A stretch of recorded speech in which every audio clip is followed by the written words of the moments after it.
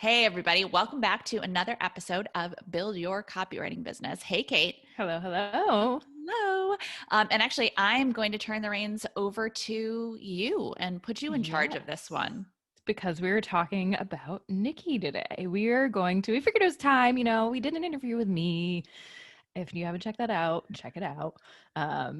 But it was about time to make sure, most people know maybe who Nicki is if they've followed Filthy Rich Writer or, are part of the Comprehensive Copywriting Academy. But for those of you who don't, you're going to learn all of the things today, which I'm excited about.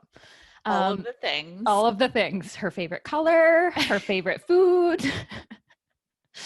No, we promised to keep this about her start in copywriting, which is a good place to start. And I know, you've talked about this before, but do you mind sharing for the folks here who maybe haven't heard it, kind of how you got into copywriting in the first place? Because I think it's a really interesting story, especially for folks who have no marketing background per se, or, are like, I have something completely unrelated to copywriting. Well, there's good news.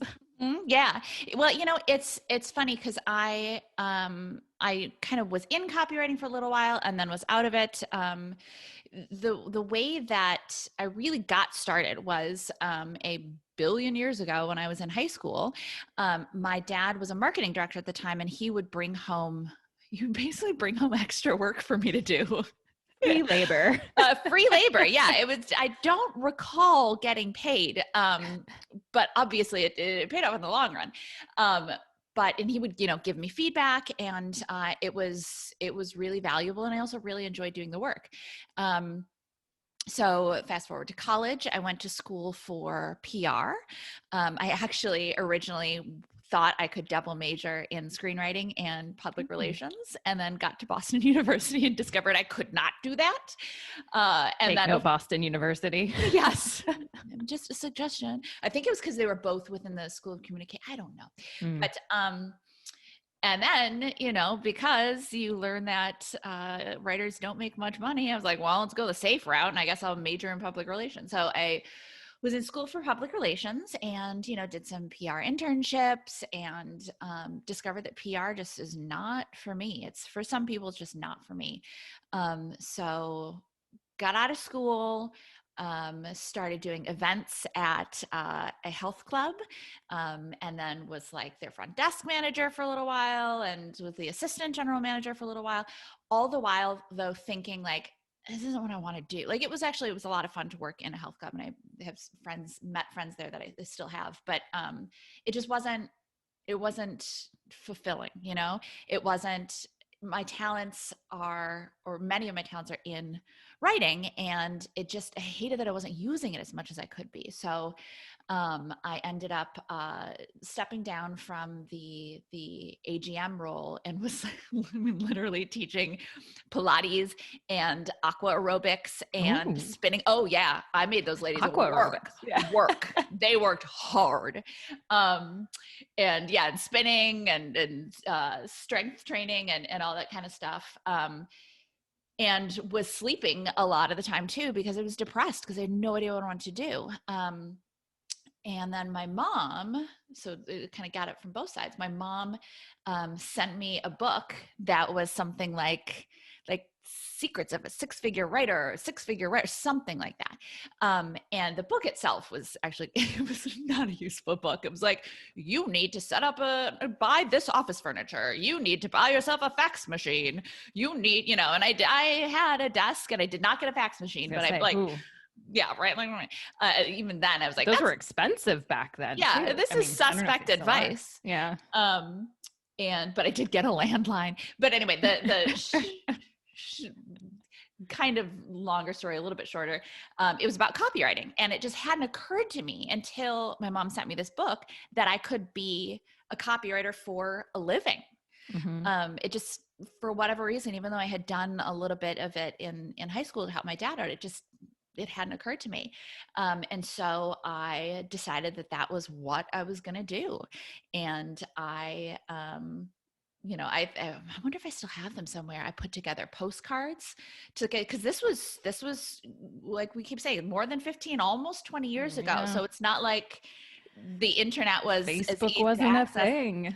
No. So prospecting for clients, I think I went to the library, to look up potential clients, and I printed up Got postcards, those sent yellow out pages out postcards. and Exactly. My mom, to help me out, printed up t-shirts with my name and my phone number and my email address on which it. we all still want to see. Yeah, they're packed away There here you have 'em. somewhere. Yeah, but I don't think I've told you this before. I can't get rid of them. I Yeah. can't donate them because they have my contact information on it. Maybe change your phone number. Like strangers walking down the street with my for good copy, call Nicki. That's not what it actually said, but yeah, and that was kind of me going, hey, I think this is something I want to do. I remember enjoying it. Let me give this a shot. Yeah, that's awesome. And I mean, I think we've talked about this before, that one of the reasons that you probably didn't think it was a career, and I mean, I didn't know it was a career until I met you, quite frankly, because there's no real degree, or, you went to college for PR. There wasn't a copywriting option there. So yeah, it's so weird to me. And I mean, obviously, because we have a company that runs copywriting training, it does benefit us. However, I mean, but also, our course versus a $120,000 college, I think you're winning out if you go with us anyway. But yeah, you can major in advertising in school, or in marketing or something like that. And you might take a copywriting class, but there's so much more to learn. It really, if you ask me, it should be a major. Actually, no, if you're listening from a university, don't start offering it as a major. But yeah, we'll just try to poach you as the professor. So, I mean, it's fine. You're golden. Professor Krozek. I like it. Yeah.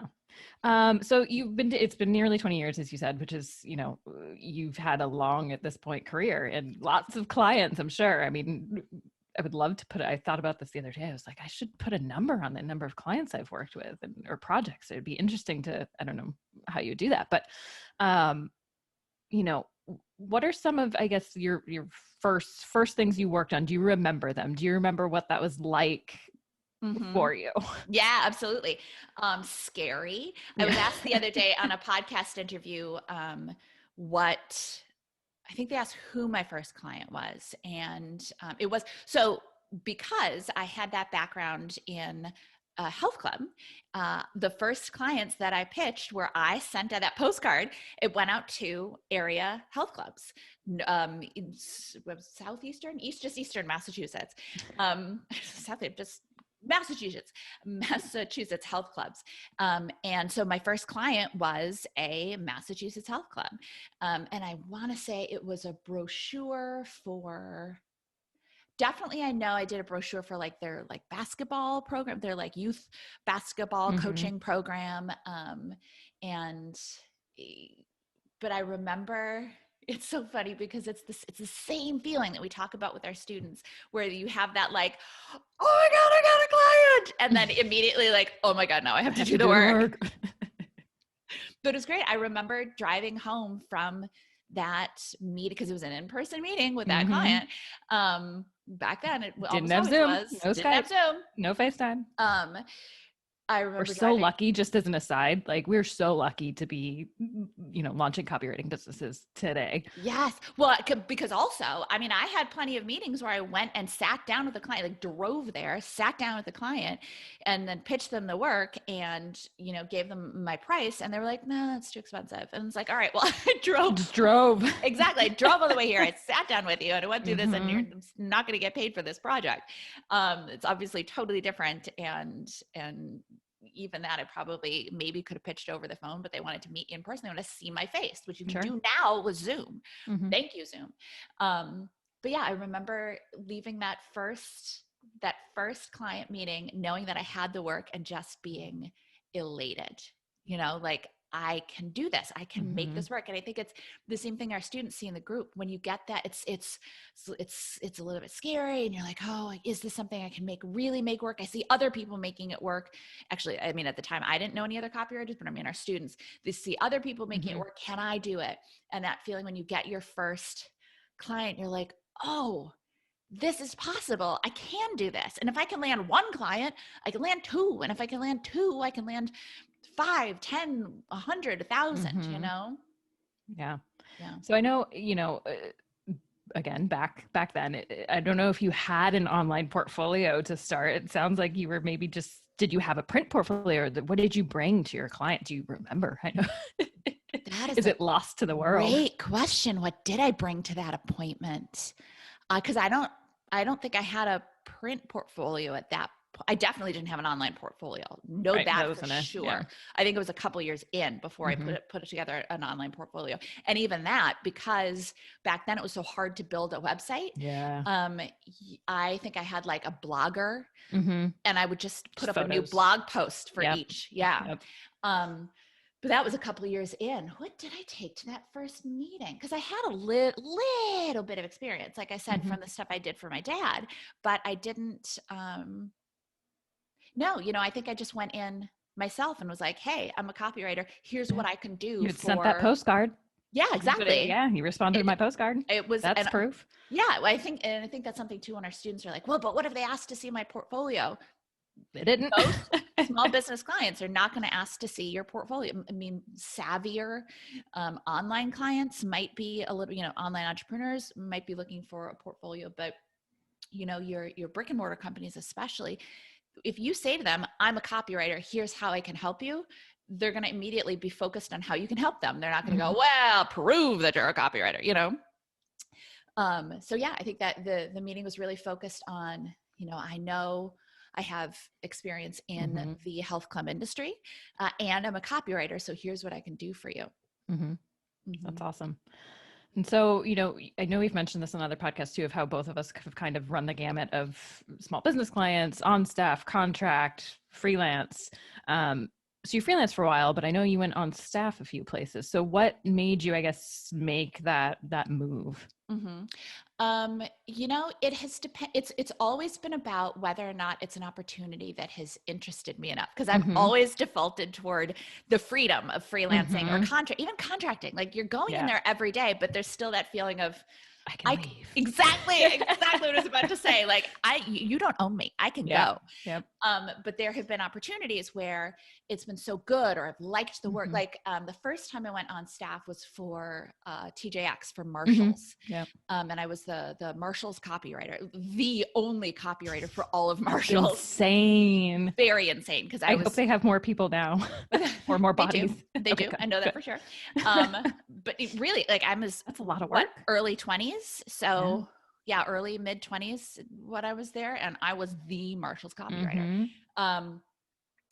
And I was contracting there for a while. I actually started out back then. TJ Maxx had just started an e-com site, which they eventually then took down. And then obviously there's one now, so they restarted it. But so I started out writing like product descriptions as a contract for TJ Maxx, and then they had me do some work for Marshalls, and then I started doing a lot of work for Marshalls, and I just really liked the team. Basically, they were like, "Well, we want to have everybody on staff, so if you want to stay here, and we want you to stay here, you're going to need to come on staff." And because I liked the work I was doing, I thought, all right, I'll give this a shot and I'll stay here for a couple of years. And then I did. And then I left and went back to freelance again. That's kind of the cool thing. One of the cool things about copywriting is that you can, like you were saying, you can freelance or contract or go on staff or do whatever your little heart desires. Yeah. And I think, a lot of folks, and especially that we work with, want to be freelance and want that freedom and the remote aspect, which, a lot of people are working remote now, which is great. But I don't know about you, but I feel like going on staff has been one of the best decisions in terms of making great, not only connections in the industry, but friendships and just folks that, I'm still connected with to this day, 10 years from working with them. Are you still with the folks that you've, whether it was contract or on staff, still in touch with a lot of them for, did that help your career wise? I mean, well, you and I are talking. Well, yeah, that's true. Yeah. Yes. I was wondering why you're making that face. As a matter of fact. No. But yeah, I mean, my best friend, who is the creative director of Marshalls now, was came on as a contractor, like junior designer contractor while I was Wild. at Marshall's. Yeah. And now she is the creative director, which is, I just think it's the coolest thing. So cool. But she's so good at what she does.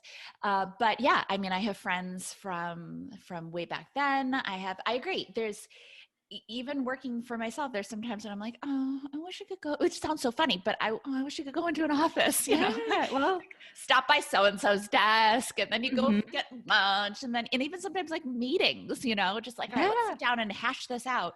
And you meet people you wouldn't normally meet. And yeah, I think each type of work, freelance, contract, on staff, has its negatives, but also its positives. I don't regret any of the time. You know, when I went on staff at Smarter Travel, and I had been in and out of Smarter Travel a couple of times. They couldn't let you go. I tried to leave. You did all the things with them, contract, freelance, staff. I got a couple of going away parties. I definitely did. I definitely attended 2 of them myself. Yes. And then they would call me back, and I'd be like, all right, sure. But when I went on staff finally for Smarter Travel, it was because we had that opportunity to build Sneakaway and build a Super team cool. of copywriters, which was such a cool opportunity, that I was like, yeah, all right, I'll come on staff for this, because I could do that. But yeah, I think I don't know that I will ever go back on staff as a copywriter, just because so much of my life now is focused on building this training business, in addition to, I mean, I still do write copy for clients. Absolutely. But I kind of miss going into an office every once in a while, you know? Which, I mean, I think it's an interesting point. So, you know, as you know, the 4 years that I was in Germany, anytime I came back to visit my folks who are still in Massachusetts, and I have a couple of clients there, I would ask anyone that I was still working with, or even folks that I hadn't worked with in a while, hey, can you grab coffee? I'm going to pop by the office and just, you know, hang out for lunch or whatever it was. And so for folks that are freelancing, I think that's a great way, not only to like get that, like be in an office for a minute and like, can be really fun, but to get that face-to-face time. You know, I loved when I met one colleague with, you know, I'd freelanced with him for over a year, and we met in person. He's like, oh, you're so much shorter than on Zoom. I was like, well, okay. But it's this moment of like, oh yeah, we haven't actually interacted in person. So I think that's, you know, it's a nice way to stay in touch with the people you meet. You know, it's we forget sometimes in our bubble that it is all about like, you know, having human connections and building relationships and maintaining those relationships. Yeah. Yeah. That's a great point. I love that. So in terms of, you know, you've worked on so many different things. Do you have a project in particular that stands out as being like, this was the dream project? I wouldn't say it was a dream project, but I do love bringing this up. I did some work for Harlequin Romance novels. You know, I just brought that up with my husband the other day, actually. He's like, oh, look at this. And I was like, oh, Nicki wrote copy for those. Did you know that? I wrote the back cover copy and I actually have the books in here somewhere. I should take a picture and post them in our student Facebook group. It did not pay very well, but the work was so fun that I couldn't resist doing it. I wrote the back cover copy for The Firefighter's Secret Baby. Ooh. I wrote the back cover copy for Quarterback Daddy. That's the one I remember. Isn't that amazing? It was so great. And it was just as funny as you would expect it to be. And sometimes they would send me the whole book. I mean, send it to a Word doc or whatever, a PDF of the whole book. Cause you had to understand it in order to write the back cover copy. Sometimes I would just get a synopsis, but sometimes they would give me the whole book, and it was, pretty much what you would expect from, Who was the firefighter's baby? It's Firefighter's Secret Baby. Oh, I forget what the plot of. I mean, all right, we'll have to pick it up. Maybe book sales are starting to go back up now when people listen to this podcast. They're like, "You're welcome, Harlequin." And I remember that Quarterback Daddy was very clearly loosely based on Tom Brady, because I think like a quarterback who lived in Boston, and I mean, Tom Brady is such a good-looking guy. I'm sure they're like, all right, our target audience is going to be into that. He does. Well, at that time, he didn't. Oh, he didn't have any. He didn't have any back then. I mean, this was a while ago. But it was also like, oh, he lives in the Back Bay. Like, no. football players don't live in the back bay. They have big mansions somewhere. But yeah, I believe he was in Chestnut Hill outside the city. So. Exactly. Well, and actually they're having trouble unloading their Brookline mansion. Oh, yeah. I don't know why it's only like 34 million, but, anyway, digression. But, yeah, that one, we talk about there's potential to earn a lot of money in this industry. But also then sometimes there are, little projects that you take because it's just fun, and I'd get the work in and I would laugh at, and not laugh at them and like, this is, because I appreciated the work, and it was such a kick. Yeah.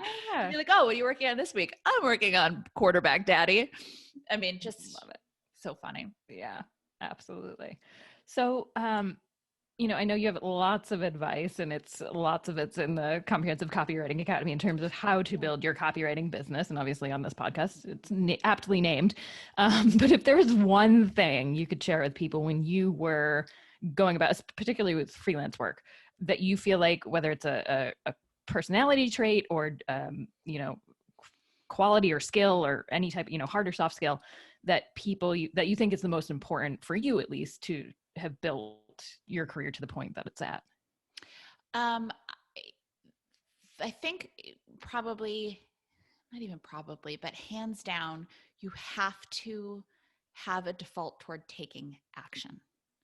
You can't sit back and worry, and you can't sit back and second guess yourself, and you can't sit back and spend days and days on decisions, which is not to say that I haven't, done all of that. But if you want to be successful, and you want to be successful as quickly as possible, you need to take action. And like I said, there are definitely, everybody goes through days when they are second guessing themselves, or, they send through copy to a client and they're like, oh, I haven't heard from them. Oh, they probably hated it. Everybody goes through that, but, you can't let that get in the way of moving forward. I think that in a couple of ways, I was fortunate in that when I hit on copywriting being something that I wanted to do, I didn't really have a plan B. I mean, yeah, I could have gotten a job somewhere and figured something out, or gone back and managed a health club, or gone into PR. But there was no like real, true, feasible plan B. So I kind of had to like just make it work. And I did. I put in some hustle, and I made a ton of mistakes, and there are definitely things that I would have, if I could have a time machine, I would advise myself to do differently. But I think I was fortunate in that I had to take the action, or there was going to be no money coming in. Aqua aerobics only pays for so much of the rent.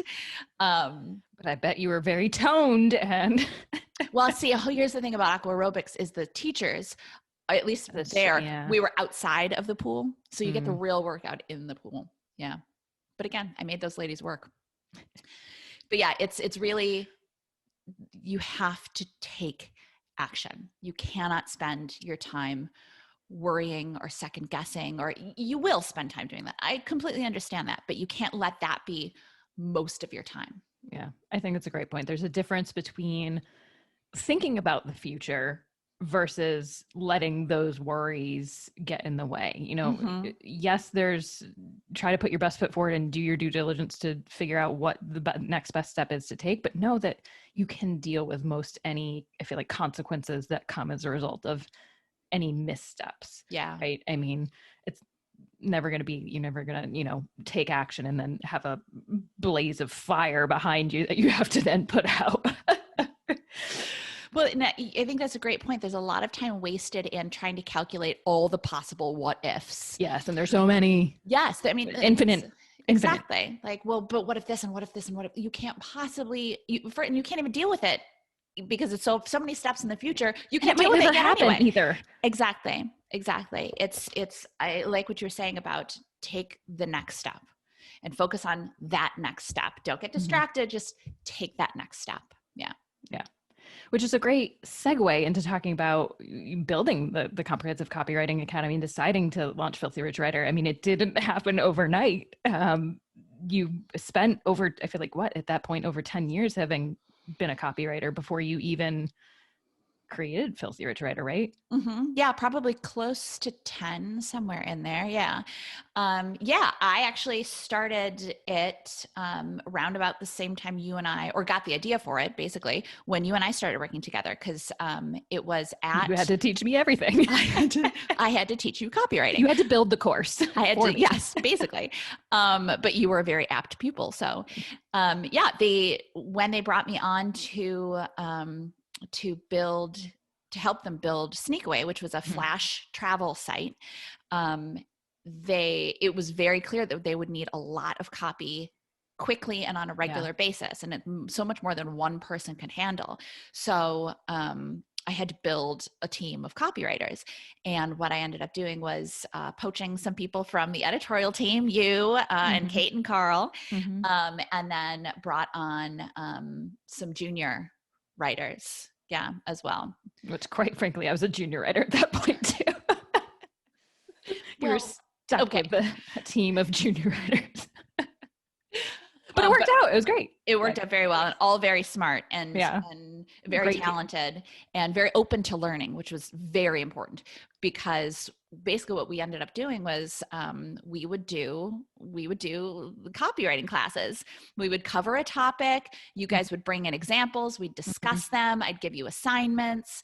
And you had us build all our online portfolios. I remember you pushed, and thank God you did. I don't know when I would have, lit a fire under my own butt to do that. Yeah, I remember insisting that you guys all build your own online portfolios, because you weren't going to work for me forever. Right. And a portfolio is such an easy thing to put off. I mean, Kate, as a creative, like, when's the last time you updated your portfolio? I updated copy at the bottom of the page. Which someone told me they liked it recently, a potential client. So I was like, oh, good. It did something. There you go. Yeah, the portfolio itself and it's building it and updating it is just one of those things that gets pushed to the back burner. So it was really important to me that you guys learn how to write copy, but also that you be prepared to take on additional copywriting projects with people that weren't me. And as soon as, I think all of us, quite frankly, realized how valuable that was, that we did it. And then as soon as we had other opportunities, like, oh, here's my portfolio. I don't have to then gather samples and do the work every time I'm looking for work or someone, freelance or a new opportunity. So, but yeah, there's so many creatives I know who end up stuck in a job they don't enjoy because they don't have the time to update their portfolio. Right. They're like, well, I'll just take the easy way and hang out here. It's super easy to get complacent. It's so easy. Yeah. But speaking, you didn't get complacent. Why? I guess, you got the idea, I guess, from, basically building kind of the beta course, as I call it. But what made you decide to then, this is something maybe I could grow and kind of present to other people to help them become copywriters as well? Well, I like copywriting so much, and don't say surprise. Good thing. I hope it's not a shock, but I really enjoy this career, and you guys really enjoyed it, and currently do enjoy it. Still do, yeah. And I thought it would be so great if other people could learn how to do it without having to kind of feel their way through it, make tons of mistakes, and because there weren't really any good places to learn how to write copy. And then above that, learn how to write copy and learn how to build a career, learn how to build your portfolio site, learn how to find clients, learn how to pitch clients, learn all that kind of stuff. And so basically what I ended up doing was putting together a course that was everything I would have liked to know when I got started. And then, for a couple of years after that as well, because it's not just for people who are just getting started. But and because I knew that there wasn't anything out there like that, I thought, all right, let's try to put this out in the world and see if people will like it, if this is something that people are looking for, if this is something that people find valuable. And I'm I'm still thrilled, thrilled and delighted and honored that we have so many students who are seeing so much success. And it's so like cool to Mm-hmm. be a part of that, to play a small part in that, Yeah. that people are building new careers. And it's such an honor to, and I don't say that lightly or say that in a like, it's such an honor. I genuinely mean that it is really an honor to help people find and build a career that they enjoy, especially for us writers who thought for the longest time that you can't make Mm-hmm. any money as a writer. Yeah. Like, oh yeah, you want to be a writer? Well, then prepare to have a crummy day job and write in the evenings, Yeah. Yeah. I mean, I went to school for creative writing and it was like, okay, I was a teacher assistant I lasted 2 weeks. I love teachers. I know there are a lot in the group. You are amazing. But yeah, and that was the same thing, you at the health club. It was like, this is all right, but it's not fulfilling. And I mean, the course, I mean, I feel like that's the word to describe it too, is like how fulfilling to see you help so many people launch their careers. It's insane. Yeah, it's really cool. Yeah. So thinking of the CCA, and I had an interesting conversation with a one-on-one student the other day who has taken, multiple courses, like I think she said 4 different ones. And she's like, I got more out of this coaching call than I have in 6 months of, working on all these other things. But largely it was me kind of guiding her through the course a little bit more. And so I'm curious, what do you feel makes the Academy different than kind of anything else out there? I think part of it is because it is built on real world experience. Mm-hmm. It's not just, I didn't just build a course when I'd been working as a copywriter for 2 years and then was like, here you go, this is how to do it. It really is built on, my 15 plus years and now your 10 plus years as well.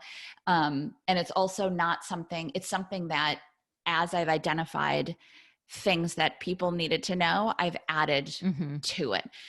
Originally when I built the course, 8 years ago or so, it was just our foundations course. And then as I found, there's information there about like pricing your services, for example, Mm-hmm. but the students wanted more. Mm-hmm. So I built another course, built a more in-depth course and then added that into it. And then like had a more in-depth course on building your portfolio. So I put that in there and now I think we have like 15 bonuses, that kind of thing, something like that. I mean, might be even more, but yeah, it there's might a lot. be. There's a lot. And so there's that element to it as well, but it's also, it's real copywriting. There are some, like, there's one out there that's like, if you can write a sales page like this, you can make 6 figures in your first year in your pajamas, which is total BS. First of all, nobody writes online sales letters anymore. It's not even a thing. Mm-hmm. And if you went to a creative director and your portfolio was full of online sales letters, they'd laugh you out of the office. So what I really wanted to make sure was that it was something that people could use, whether they wanted to build a freelance course, whether they wanted to build an on-staff freelance career, whether they wanted to build an on-staff career, or some mix of them. Yeah.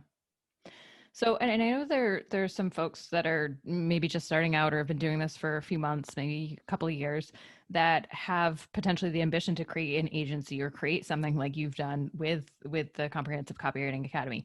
What's your main advice to them for someone looking to maybe, starting out, but doing copywriting, but has ambitions to build it into something bigger? That's awesome. Yeah, I feel we've heard that from a couple of our students. People, yeah. And that's fantastic. I think the most important thing is you have to first have a solid base. Stay really focused and make sure that you are chugging along and you have that really good copywriting income. You don't want to get to that point where you are like, all right, I'm making $2,000-$3,000 a month. Now I'm going to leap and create an agency. You want to get to the point where you are making a very good income yourself as a copywriter before then you can be like, all right, now I have surplus work. Now I'm going to bring in additional because once it's great. And it's definitely a step that copywriters can take. But I will say that building a business, and this is from the entrepreneur hat versus the copywriter hat, building a business is, especially when you're involving other people, is there are a lot of additional considerations. When you're building a freelance career, which is still a business, but when you're building a freelance copywriting career, it's just you, and the tax implications, it's very simple. By and large, it's very simple, and you can kind of just get started and start charging clients right away. When you build a business and then you start, subcontracting or hiring people, I can tell you it's a lot more complicated, and there's still things every day that I do with our business, with payroll and all that kind of stuff. And I'm like, I better talk to my accountant to make sure this is right. Like, do I have to fill out this form? Did I fill out this form? It's complicated. So that's why I came on staff instead of building my business in a different direction. So thank you. Oh, you're very welcome. Thank you. No, so it's definitely a good option to go. Just make sure that you have a really solid base of clients and a really solid income first before you start adding on to that, one step at a time. Good advice. Yeah, for sure. So this is a different angle, but as someone who's hired copywriters, what's the piece of advice you have for folks trying to get their pitches seen by someone who is in your shoes? I mean, there's a lot of things. There's a lot of things. I guess the main takeaway, or alternatively, if you want to put it in the negative, things you've seen when you were hiring and building your, copy team, if there was anything that stood out that was like immediate. Yeah. So, well, a couple of different things. The way we teach pitching is not something that you generally see. So the value-based pitching is not something that you see. And if more people did that, I think more people would be much more successful at what they do.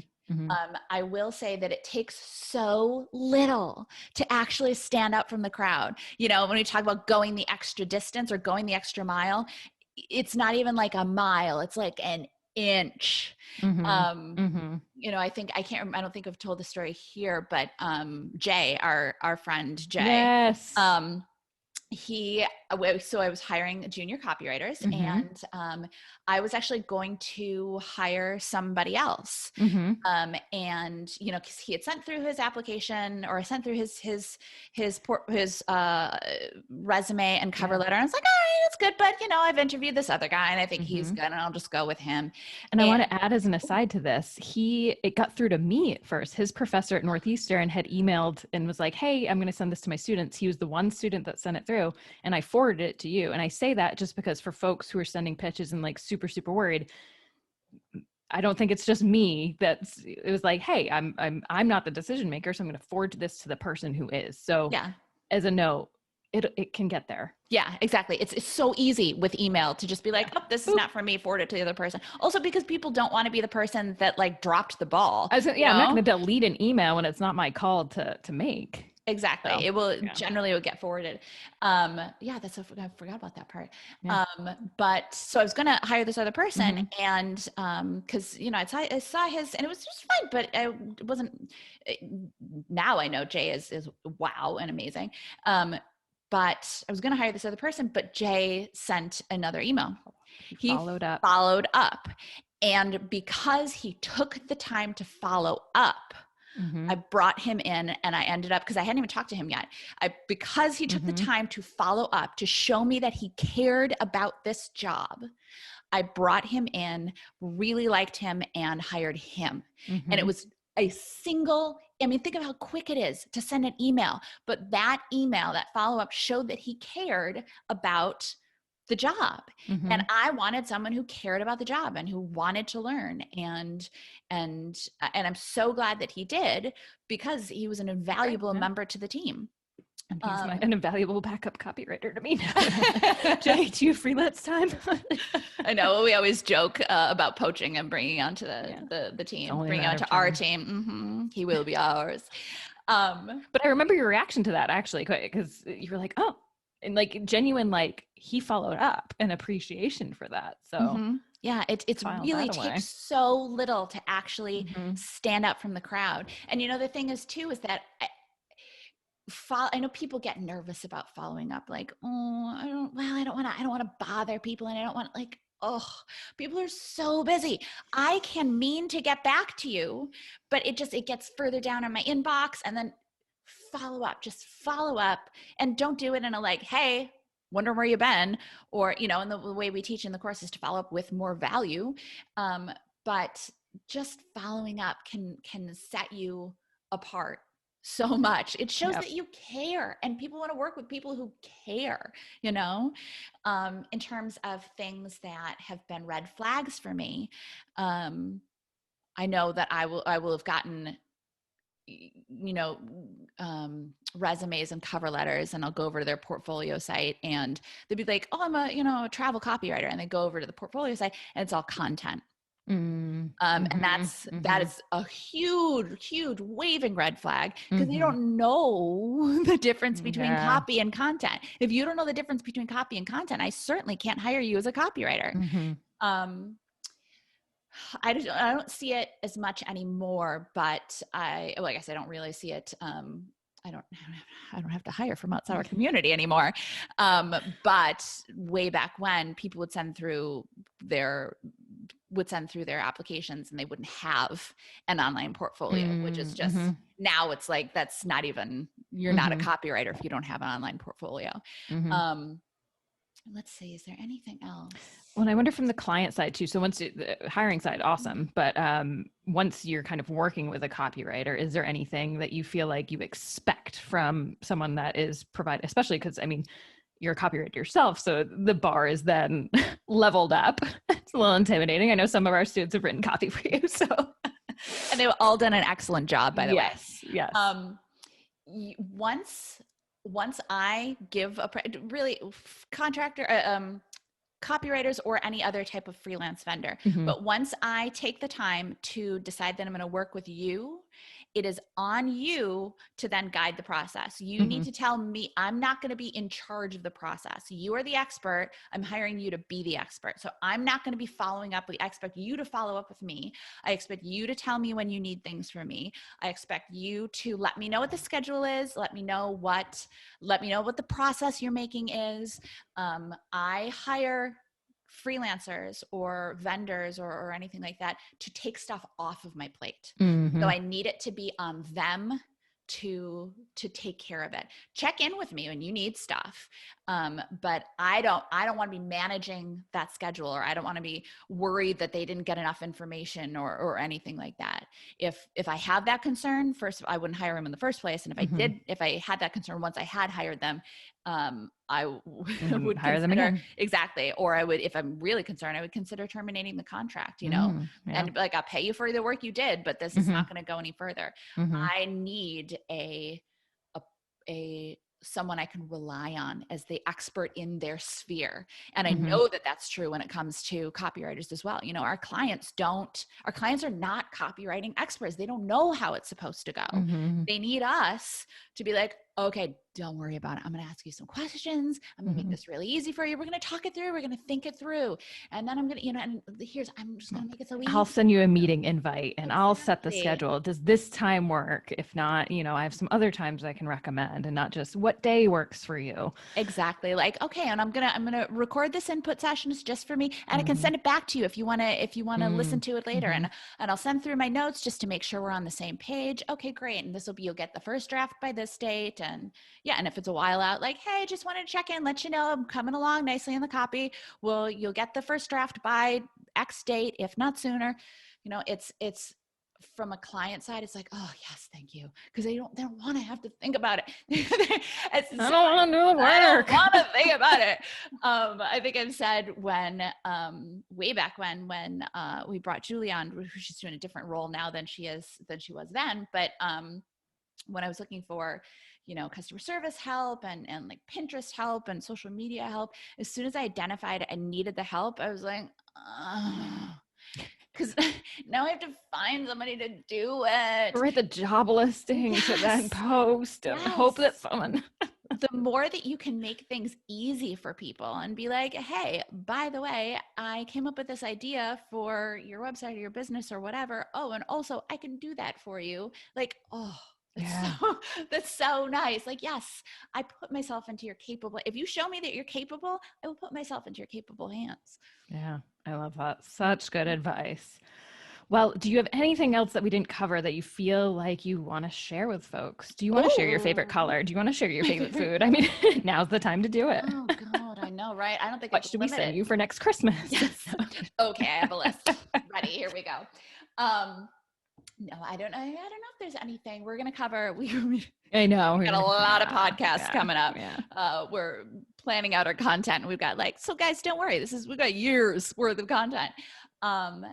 No, I don't know that there's anything that I want to share, except maybe that I'm so glad that I'm so lucky, first of all, that my dad kind of let me kind of dip my toes in it.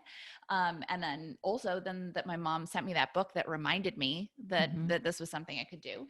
And then I am lucky, glad, all of it maybe, that I just decided to take those first steps, that I didn't second guess myself at that point and wasn't like, well, I don't know, isn't it risky going freelance? And isn't it, well, or can I really do this? Yeah, right.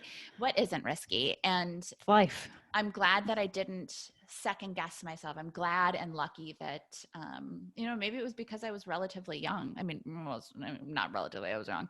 I was a baby. But, I think maybe you're a little bit more sure that you can do anything when you're, 22, 23. Yeah, but then you started the CCA and that's not, that wasn't necessary. So give yourself more credit. We're thankful that you started it too, that you leaned into copyright. Oh, thank you. I always say that. I mean, and I'm sure now lots of students will say that I wouldn't have a career if it weren't for you, quite frankly. I mean, who knows where I'd be? I might be back in a classroom, just like sleeping from 3 p.m. on every day. Oh, that's so sweet. It's genuine. I mean that, I mean, I say it to you all the time, but I feel like it's a wonderful life. It is. I just feel great now. I'm like, I feel like on behalf of the CCA and all of the people who I'm sure agree with me. Well, thank you. It really, it's, I think that has been the biggest surprise and delight of starting this business is I don't want to say the impact because it's not me having the impact though, but the being able to be a part of people's journeys, finding the tools for them to exactly, helping them. It's like I somehow just didn't anticipate here, I'll teach you how to write copy and then you can build a copywriting career of your own. It's just been really cool to be a part of that and to be a part of people's breakthroughs and their wins and their challenges that that too. It has been and continues to be just a real a delight and an honor. Yeah. I mean, the amount of ambition in the group is just it's awesome. It's so cool. Awesome. Yeah. And a big thank you to Mom and Papa Krozek too, because I mean, I know, right? Go Mike and Pam. Yeah. Way to come through. Way to come through. We appreciate you. On behalf of the CCA, we dedicate this podcast episode to them. This one goes out to you guys. Yeah. Well, thank you so much. I feel like I'm wrapping up now. It's weird. This tables are turned, but yeah, thank you so much for sharing your story and so much great insight into how you got to where you are now. And yeah. Well, thanks for being a part of the team. I'm so glad to have you and all of our team members on. Awesome. Well, we'll catch you guys next time. Thanks for watching. Make sure you don't miss any tips, tools, or tactics for copywriters by clicking subscribe right now. And of course, you can always find us over at filthyricwriter.com. We'll see you next time.